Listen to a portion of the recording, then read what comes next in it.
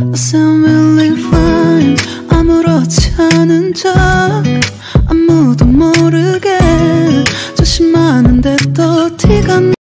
Tuk, tuk, tuk. Clarista, bangun. Ini sudah jam berapa coba? Katanya kamu mau ngelamar kerja, ujar sang wanita itu sambil mengetuk pintu kamar anaknya. Buka pintunya, Clarista, atau mama suruh abang kamu buat dobrak pintunya. Kalau kamu masih nggak mau bangun juga ya. 10 menit lagi, mah, ujarnya sambil mengucek matanya, lalu kembali menarik selimut ke atas dada. Mama hitung sampai 3. Kalau kamu masih nggak bangun, lihat aja, mama bakal panggil Caka kesini buat ngedobrak pintu kamu. Dercaknya sambil mengetuk-ngetuk pintu, tapi sang empu tak kunjung bangun. 1, 2, 2,5, 3. Apa sih, Ma? Bising tahu nggak? Pagi-pagi udah bikin orang sakit kuping, ujarnya sambil membuka pintu. Hehehe, gitu dong. Ya udah sekarang kamu mandi, Gi, siap-siap. Katanya kamu mau ngelamar kerja di Adibrata Royal Official kan? Ujar sang mama ketika hendak pergi turun ke dapur. Iya ya, Ma. Clarista lupa, untung mama ingetin. Ya udah, Clarista mau mandi dulu ya. Makasih mamaku sayang, udah ingetin Clarista. Tambah sayang deh sama mama. Ujarnya sambil mencium pipi sang mama. Iya, ya udah sana mandi. Virus kamu nanti nular ke mama lagi, terutama virus mulut kamu yang belum gosok gigi itu. Ujarnya sambil menjauh beranjak ke dapur untuk menyiapkan sarapan pagi. Mama bisa aja deh. Clarista mandi dulu ya. Bye, mama sayang. Pakai kemeja mana ya? Yang bagusan gitu, biar penampilan gue meyakinkan para bos di sana, terutama presdir yang katanya bad boy. Gue sih nggak percaya, palingan itu hanya rumor biasa. Sudahlah, mau dia bad boy kek, psikopat kek, atau pria mesum, gue nggak mikirin. Yang penting gue dapat pekerjaan dan nggak jadi wanita pengangguran. Gumamnya sendiri dengan mimik wajah yang sumringah, memilih kemeja yang ada di lemari pakaiannya. Ini aja ya, bagus kok, gumamnya sambil mengambil kemeja putih polos dan satu rok abu-abu pendek di atas lutut. Yap, selesai, tinggal pakai high heels aja udah deh, penampilan gue pasti terlihat sempurna, ucapnya sambil melihat ke arah cermin dan melihat penampilannya. Clarista, cepetan sini turun, nanti keburu telat kamunya, teriak sang mama. Iya, Ma. Bentar lagi Clarista turun, jawabnya tergesa-gesa keluar dari kamarnya menuju lantai 1. Udah, Ma, duduk sini, ayo kita makan. Biarin aja si Clarista, dari tadi dibangunin gak bangun-bangun, ujar Caka. Emang pada dasarnya Clarista itu pemalas, makanya telat bangun, ujar Akmal. Udah kalian makan duluan aja ya. Ini omeletnya kalian ambil ya, ujar sang mama sambil mengambil 2 piring dan menaruh omelet di piring Caka dan Akmal masing-masing. Good morning, abang-abangku yang tersayang, ujar Clarista sambil mengambil piring di meja makan dengan senyum yang paling manis dan lebar. Tumben loh, udah rapi gini dek, mau kemana emang ya? Tanya Caka yang melihat dari ujung kaki hingga kepala Clarista. Ia melihat penampilan sang adik berbeda dari biasanya, terlihat rapi dan wangi. Ya kerjalah, emang cuma kalian aja ya yang bisa cari uang. Clarista juga bisa kali. Jawabnya antusias, mengedipkan matanya sebelah pada Caka. Mau ngelamar kerja di mana emang ya? Paling juga di perusahaan papa ya kan? Tanya Akmal yang meremehkan setiap apapun yang Clarista lakukan. Eits, sembarangan. Clarista nggak mau ya kerja di perusahaan papa, karena Clarista nggak mau dianggap anak manja sama orang-orang. Jawabnya sambil memakan omelet buatan sang mama. Emang bisa apa lo dek? Ledek Caka yang juga ikutan meragukan Clarista. Nanti ya bang, Tunggu Clarista diterima kerja, Clarista bakal tunjukin sama kalian kalau Clarista emang bisa cari uang sendiri tanpa bantuan kalian semuanya. Ujarnya sombong sambil beranjak pergi dari meja makan. Emang mau ngelamar kerja di perusahaan mana? Tanya Caka. Adibrata Royal Official bang, jawab Clarista dengan pedenya. Oh, Adibrata Royal Official. Tunggu, apa? Sontak Caka yang baru saja menyadari suatu hal. Lah bang, itu kan perusahaan klien kita bang, ujar Akmal pada Caka sambil menatap muka satu sama lain karena heran mendengar kata sang adik. Tunggu dek, tunggu bentar, ujar Akmal sambil mengejar sang adik sampai ke pintu depan. Kenapa sih bang? Clarista pergi nih, ucapnya sambil membuka pintu mobil. Lo yakin mau ngelamar kerja di sana, Dek? Tanya Akmal yang masih keberatan jika adiknya benar-benar bekerja di perusahaan Adibrata Royal Official. Lah yakin lah bang, orang aku udah ditelepon sama perusahaannya dan disuruh datang ke kantor jam 8.30, ucapnya sambil menghidupkan mesin mobil. Ya udah bang, Clarista pergi dulu ya. See you abangku tersayang plus yang terdingin, ujarnya sambil menutup pintu mobil dan menjalankan mobil menuju kantor. Dek, bener lo mau ngelamar kerja di sana?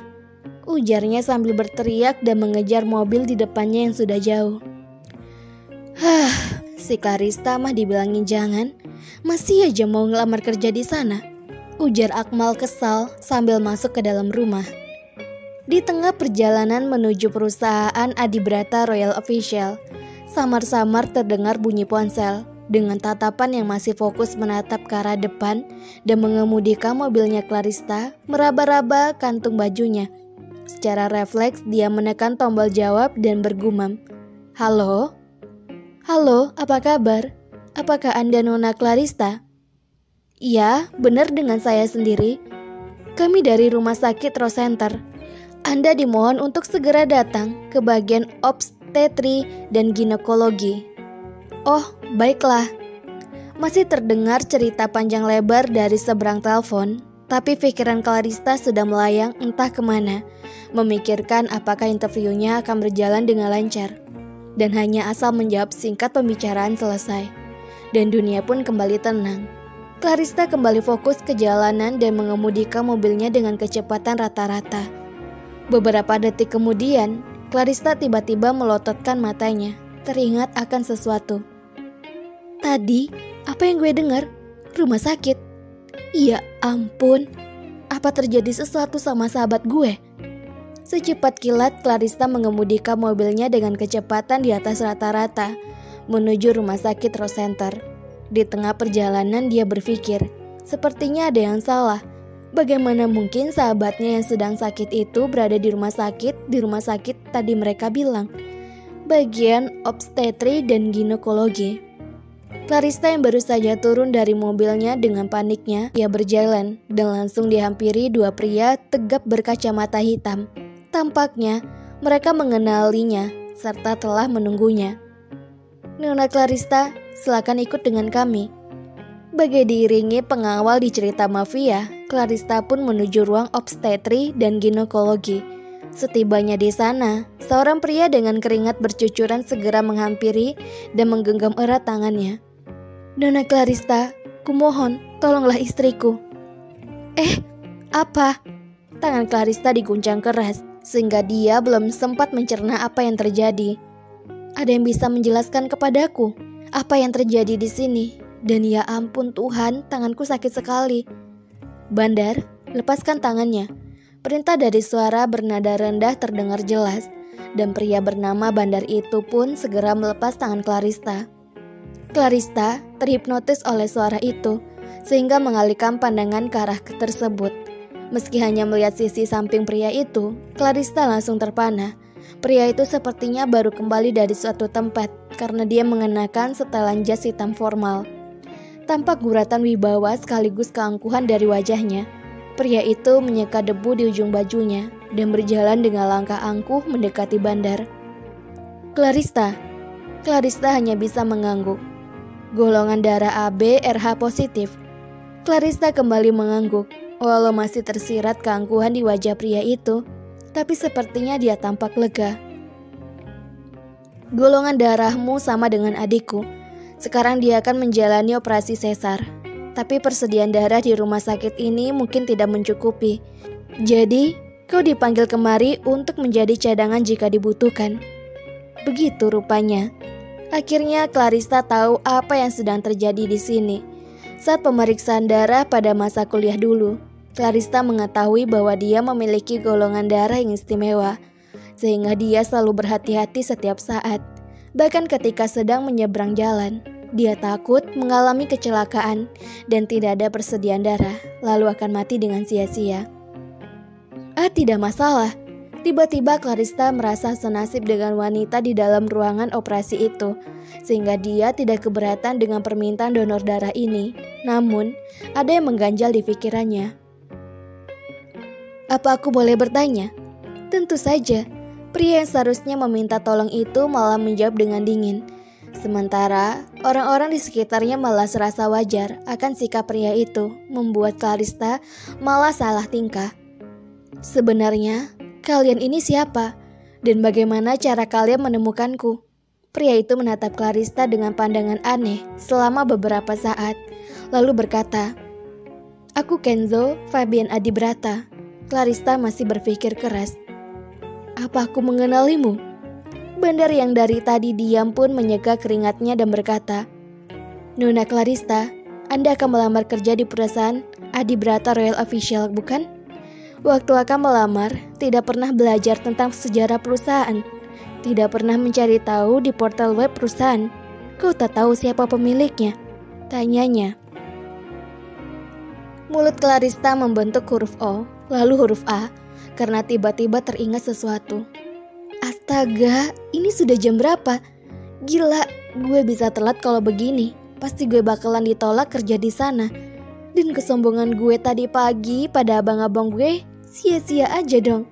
Gumamnya di dalam batinnya. "Maaf Pak, Om, aku buru-buru, tidak bisa bercerita panjang.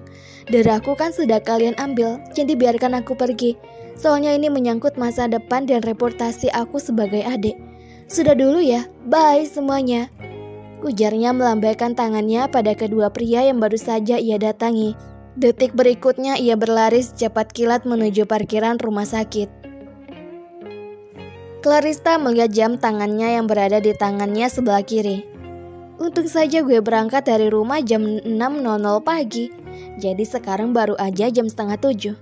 Syukur gue gak jadi telat. Tunggu. Gue lihat jam tangan gue sendiri menunjukkan pukul jam 9.00 pagi lah. Kenapa sekarang masih jam 6:30 sih?" Gue memang sudah tidak waras. Pasti ini akibat gue panik tadi. Yang penting gue gak telat. Senangnya di pagi hari gue sudah melakukan kebaikan, ujarnya senang menghela nafasnya.